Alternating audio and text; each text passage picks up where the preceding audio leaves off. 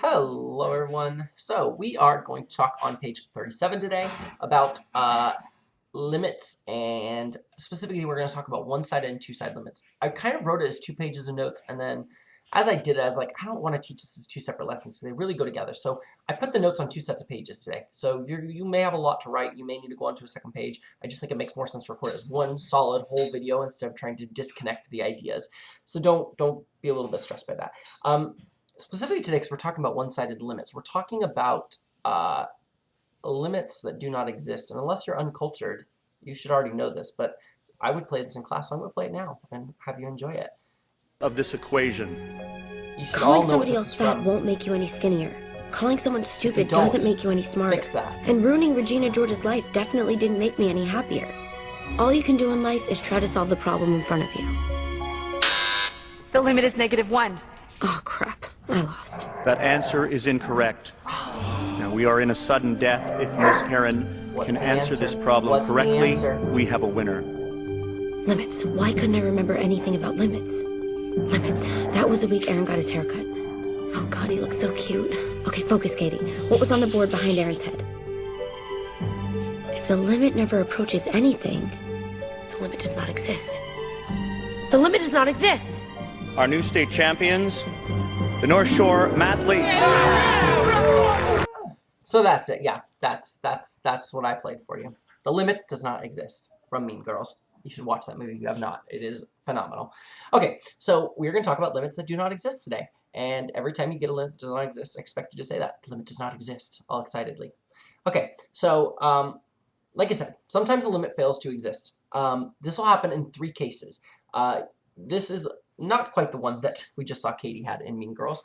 You'll see that one in just a second. But a function would not have a limit as it approaches a certain value of c if it's different on either side. And this happens in piecewise functions, right? If on the left side, you can see as one direction comes in, it looks like it's negative, but as it comes in from the right side, it's positive. That means the limit doesn't exist. Like, it can't be +1 on one side, -1 on the other side. That would be a one-sided limit. We could find the limit on one side, but we can't find the limit on both sides. Just do it. There's a blender in the background. I'm waiting. I don't know if it's gonna be not hearable, but it's not. So the second way a limit does not exist is this way. This is the one that you saw on the board behind Katie when she was being distracted by the boy in front of her. But you can see there's a vertical asymptote. Whenever that happens, the limit also does not exist. And the reason that happens is as it comes in from the negative side, the graph trends downwards towards -infinity at, we can call that +1 on the x-axis. At +1 on the x-axis, it goes towards -infinity as though you're coming from the left side. But as you come from the right side, it goes up towards +infinity. So because it approaches +infinity from one direction but -infinity from another direction on that vertical asymptote, that would cause a limit to not exist. If they both went in the same direction, the limit would exist, though. Like, if they both went up towards infinity, then the limit would be infinity. If they both went down, then the limit would be -infinity. Technically, that doesn't exist either, but we would have an answer to give them. This one just doesn't exist. The other way that we would say a limit doesn't exist is if the function oscillates. That's going to happen a lot with, like, sines and cosines and tangent functions. If it oscillates and you can't get it to approach to a specific point, then it also would not exist. So those are your 3 reasons. If it has a jump, if it has a vertical asymptote, or if it oscillates. So with that, that brings us to this first example that we're going to look at today. Still a blender. I hope it's not too loud. Okay, so the first one we're looking at is 2 piecewise functions. Now, I am still going to use a calculator to do this, and graphing and table technology, so you can see how that works. And then next week we'll go into how to do this algebraically. The reason I say that is because it says, what is the limit as x approaches -1?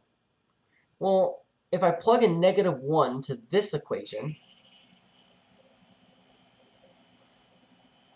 actually, I think with this one, it's not too hard to do it without a calculator. I'm still going to do it just to show you what happens. As I plug it in here, I get +1 + 1, and I get 2. As I plug in -1 on this other side, which I know that it says that it's got to be in this one, right? We know that this is the actual value. But if I plug in -1 on the other side, I get -1 minus 2, which equals -3. Well, that means that as the graph is coming in from the right side, the left side, sorry, it gives us 2, but as it comes from the right side, it gives us -3. So what I would get in this is that it does not exist. But like I said, let's look at it graphically because it's going to make it make more sense. I do have my settings in here from the last video, so we'll change that as we go. We need to clear this one out, and I need to put a piecewise function in there. That's a little bit weird. You may not have done that before, but we can do that. If you click on math, it's actually under math. It's way at the bottom. So just click the up arrow, and you can see at the bottom there's piecewise. So I can click on piecewise. Ask me how many pieces. In this case, I have 2 pieces, an x squared and an x. So I'm going to just lower that down to 2, and then click OK. So now I have 2 little piecewise functions on there. So the first one, I'm going to put x squared plus 1, x squared plus 1. And over in this blank, we're going to put x minus 2. Okay? Over in the other side, we got to put the when to use which function. I should have just pressed right, so I didn't have to do that. So I have to put in this one, x is less than or equal to -1. That is a weird one too. X is, how do you put, there's no less than or equal to signs on here, right? That one you have to do something else to get. You have to click on math. Oh, sorry, not math. You have to click on, see right above math where it says test. A less than or a greater than sign is a test sign. So we're going to hit second and then test. And there's my sign. So we wanted this one to be if it's less than or equal to. So we're going to go down to less than or equal to and click that. And it was if it's less than or equal to -1. So I'll put -1 here. Okay, in this other one, we wanted x to be greater than -1, x to be strictly greater than. So again, we're going to press second test, get our strictly greater than sign, and we'll put -1 in there. And so what's nice now is I can graph this, and if I hit graph, no, what's going on? That's right, we didn't switch our window. So we need to come back here and adjust our window. Let's just adjust it to its standard settings right now. -10, +10, count up by 1, -10, +10, and we don't want to count by 0.1, we want to count by 1 again. And look at that graph. So you can see, because it's a piecewise, it shows that at -1 it's doing one thing, but at +1 or above -1 it's doing a different thing. And you can see, as the graph comes in from this left-hand side, it's approaching +2.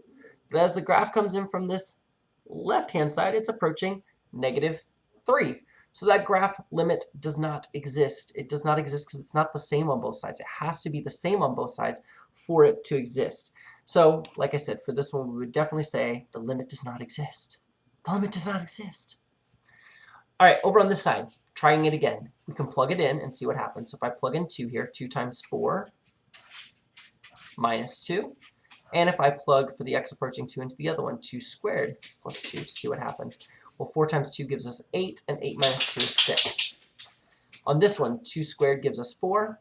4 plus 2 gives us 6. That seems to me like there is a limit, and it looks like that limit is approaching 6. Again, let's put that in though. Let's make sure that we're doing this and checking our work to see what it looks like, because we want to see what those limits look like, because it's going to help us to be able to visualize it. So I had 4x minus 2 for this. Delete, delete, delete. Okay. What did I just put in there actually? Hold on, let's just clear that, because I don't want that number. I wanted 4x minus 2. Okay. In this function down here at the bottom, I wanted x squared plus 2. Okay, and then in my tests over here, my first test was supposed to be x is less than 2, strictly less than 2. So second test, less than 2. And my other test was x is greater than or equal to. So clear. X, second test, is greater than or equal to 2. Okay, again, I can graph that. It looks like it makes a nice straight line, right? It's really not doing that. If you zoomed this out a little bit, this is the other way to do it besides changing the table. You can see that as it comes up at this nice straight line, let me zoom out just a little bit more too. You can see it's coming in at that straight line. It's then coming up and curving into a parabola shape. So you can see that it definitely is. It is definitely doing a zoom there, or sorry, it's definitely doing There we go. Sorry, I'm trying to get myself on. I want to zoom back in. It's definitely not just a straight line, right? Even though as we are zoomed in at our standard values, it looked like that. Zoom in one more time, maybe. Just a second, back. Yeah. So even though right here it kind of looked like it's a straight line, we know it's not. So our goal is to see what happens as x approaches 2. So here at 2, when x comes in at 2, it looks like 1, 2, 3, 4, 5, 6. At x is 2, it is approaching 6 right there. It is at 6, so we can see that on both sides it comes into 6. So our answer would be 6.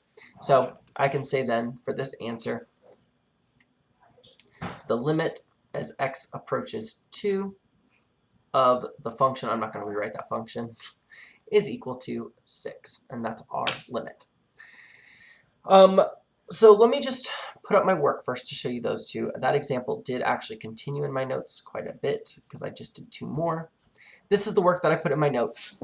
You can see that I didn't actually show you the tables of the graphs, but you can definitely look at those because they're going to help you. With the next 2 examples, we have to use a calculator. We have to, and here's why. Because when I go and plug in this limit to this first one, and I'm going to just do this kind of quick. If I plug in 3 up here, I'm going to get 3 squared is 9. 9 plus 3 is 12. 12 minus 12 is 0. And if I plug in 3 to the bottom, I get 3 squared is 9. 9 times negative 3 is negative 27. 3 times 12 is 36. Negative 27 plus 36 is positive 9. And positive 9 minus 9 is 0. So I can't plug 3 in. There's an error. There's a problem. If I plug 3 in, I get undefined. Limits are not what happens at 3. It's what happens as we approach 3. So I definitely need to put this in a calculator. So let us do that. So go into our y equals, clear this out. We're going to do a fraction. So let me get my numerator and denominator. And my first part of my fraction is that x squared plus x squared plus x minus 12 over the equation negative 3x squared plus 12x minus 9.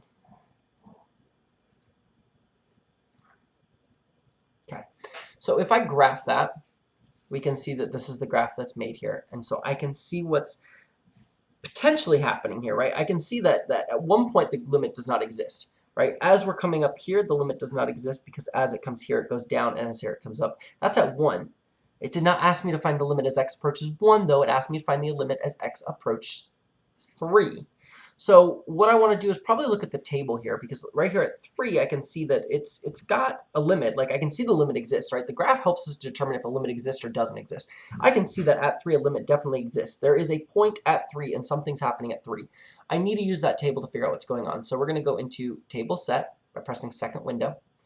My limit here is approaching 3, so I want my table to start at 3. And again, I want to keep that change in table value at 0.001. And then I can hit second graph to get to the table. So again, I can see at 3 there is an error. There is a domain error because 3 does not exist. But I can see that as we're coming in from the left side, 2.997, 2.998, 2.999, we're getting negative 1.68, negative 1.168, negative 1.167. And on the other side, I'm getting negative 1.166, negative 1.166. You're getting in there. So I can see that as that limit's approaching, I'm getting negative 1.6 something. So we could round that. Let's say it's negative 1. I said 1.167 on my thing, but I could just round that to negative 1.17 as my answer, right? That's the number that's in between there, negative 1.17. So I could say the limit does exist at negative 1.17. So I know what the graph is doing as it gets to that point. I know it doesn't do that at 3, but as it gets closer to 3, it gets closer and closer to negative 1.11.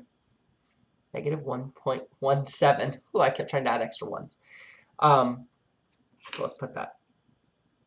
The limit is equal to negative 1.17. Like I said, in my notes, when I put that up, I actually put 1.167, but I don't really like that answer because I don't know, based off that calculator. On one side, it's 1.167. On one side, it's 1.166. So I don't really know why I would put 1.67 when it's the same on the other side. I think you're better off putting 1.17, rounding that answer so it's in between those two answers.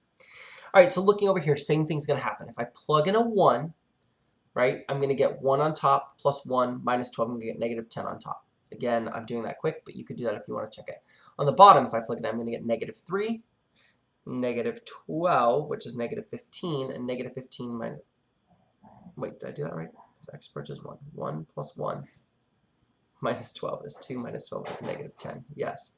On the bottom, I'm going to get negative 3, negative 12, negative 9. That's just a big number. Oh, that's a plus. Sorry, that's a plus sign. Plus 12. There we go. That would give me 0. So I get negative 10 over 0, which again is undefined.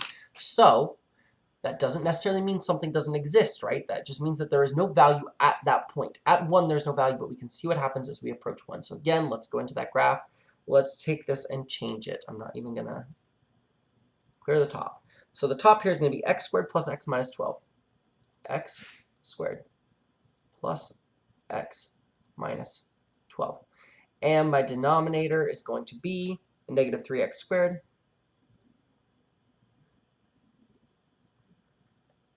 plus 12x minus 9. That's the same equation.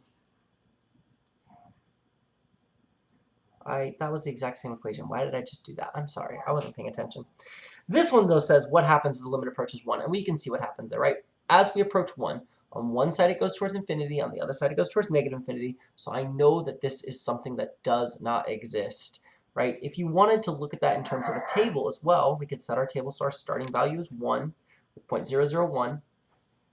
And then hit table, and you can see that as we get to 1, there's an error. But as you come in from the left side, it goes 555, 833, 1,666. But on the other side, it goes negative 555, negative 833, negative 1667. Those are going 2 different directions. Those are not approaching the same value. They're not converging on one value, so the limit does not exist here. There is just a one-sided limit on each side. So we would say for this, the limit does not exist. Done.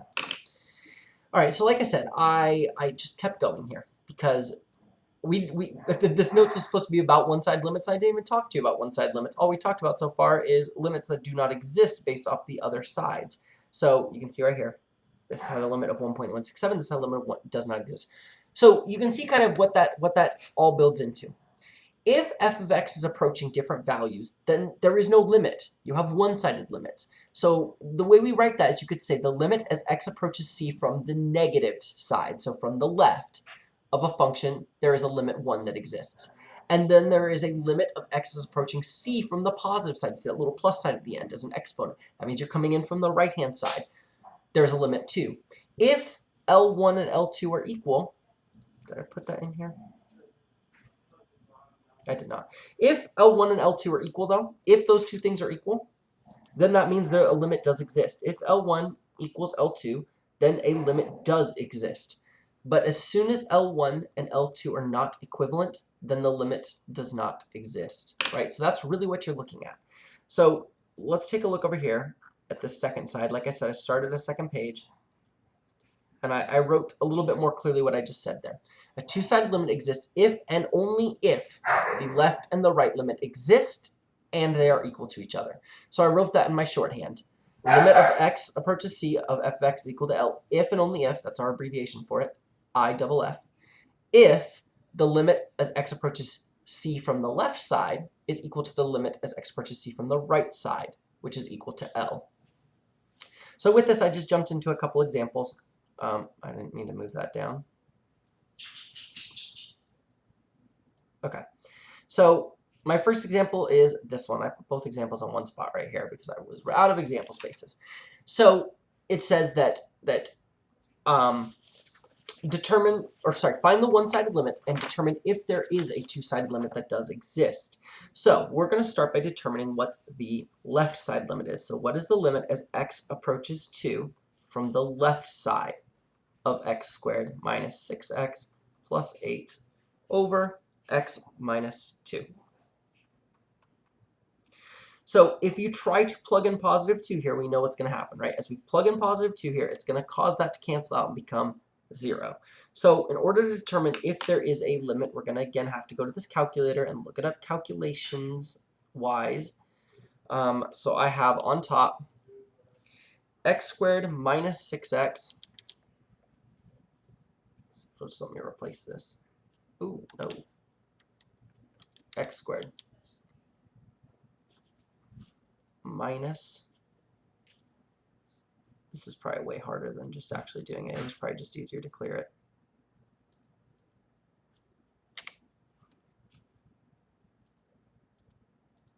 minus 6. Oh, geez. Okay, forget it. Let's just start over. X squared minus 6x minus 6x plus 8 over x minus 2. So again, go in and graph that. And so we can see as the graph comes in from the left-hand side, as we approach 2 from the left-hand side, you can see the graph is approaching negative 2. And if you're not sure about that, you can always check your table, hit table set, change this to 2, hit second and graph to go to table, and you can look. So if I go up, I can see as we're approaching from the left-hand side, we're approaching negative 2.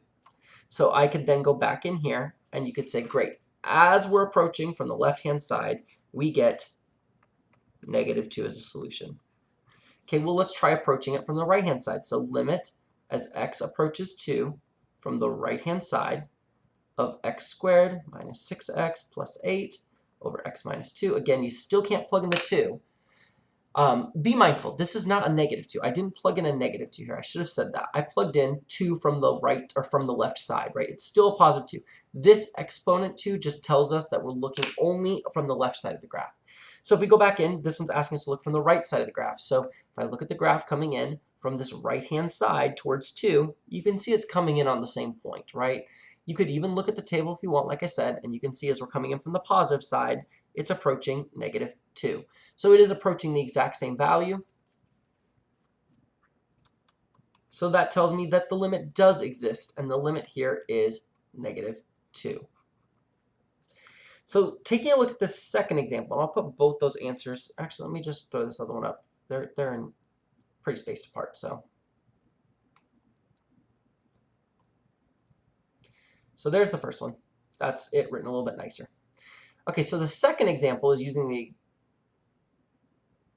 the limit as x approaches 3 of x squared minus x minus 2 over x squared minus 2x minus 3. Again, if we plug this in, we're going to get 9 minus 3 is 6. 6 minus 2 is 4.